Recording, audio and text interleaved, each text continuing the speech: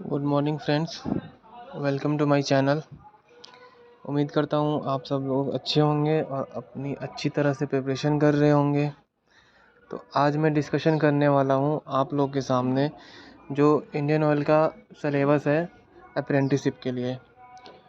तो Indian oil में जो अप्रेंटिसशिप के लिए वैकेंसी आई हुई है उसमें कुछ टेक्निकल पोस्ट के लिए है और कुछ नॉन टेक्निकल पोस्ट के लिए है।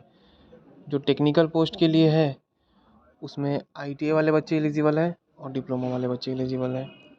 और जो नॉन टेक्निकल की पोस्ट है उसमें कोई भी ग्रेजुएशन, जैसे आपने बीकॉम किया है, BSc किया है, तो भी आप एलिजिबल हो। और कई पोस्ट 12th के बच्चों के लिए है, जैसे कि डेटा एंट्री ऑपरेटर के लिए पोस्ट। तो मैं डिस्कशन करूँगा दोनों पोस्ट के लिए क्या सिलेबस है।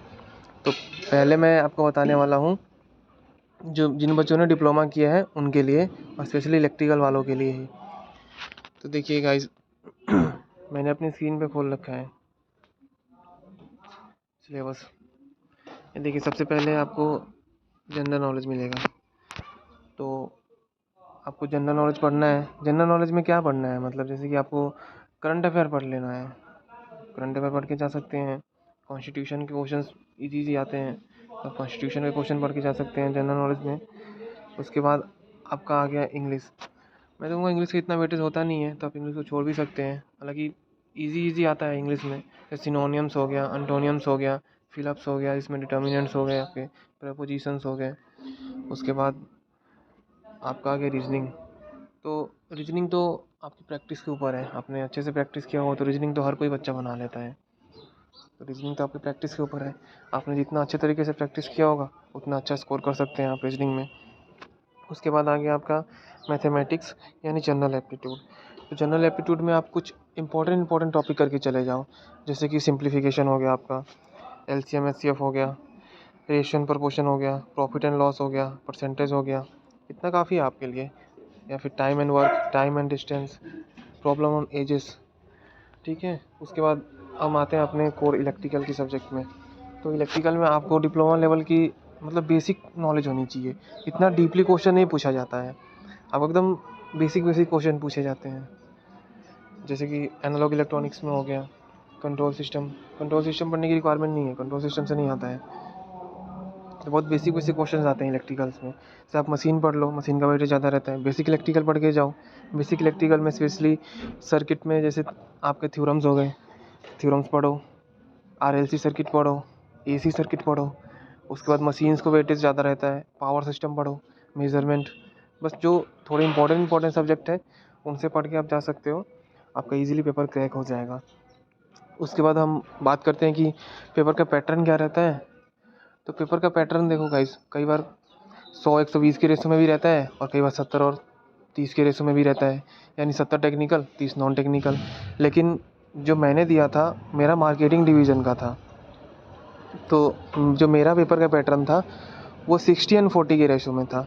यानी 60 क्वेश्चन मेरे को टेक्निकल के थे, यानी मैं इलेक्ट्रिकल बैकग्राउंड से हूँ तो इलेक्ट्रिकल के क्वेश्चंस थे।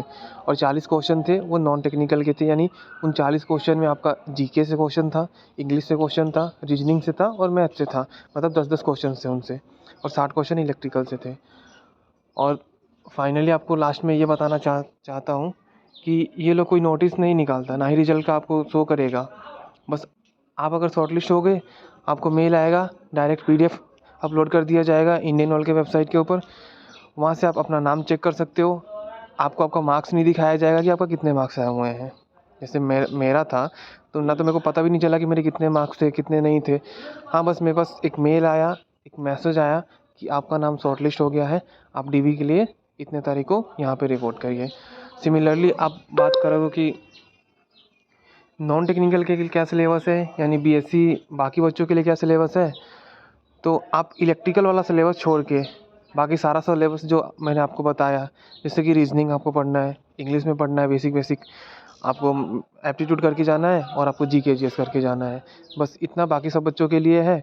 और जो टेक्निकल बैकग्राउंड के बच्चे हैं उनका एक अलग से सब्जेक्ट आ जाता है, यानी उनका जो डिसिप्लिन रिस्पेक्टिव डिसिप्लिन से पढ़ के जाना पड़ता है। अगर मैकेनिकल का बच्चा है तो मैकेनिकल का कोर सब्जेक्ट पढ़ के जाएगा, सिविल का है तो सिविल का पढ़ के जाएगा, केमिकल का है तो केमिकल का पढ़ के जाएगा। और बाकी अदर बैकग्राउंड के बच्चे हैं जो BSc BA बीकॉम या 12th वाले बच्चे हैं उनको उनको सारे सब्जेक्ट नहीं पढ़ने हैं, उनको बस इतना ही पढ़ना है जैसे कि English, math, reasoning, general science और जीके जीएस,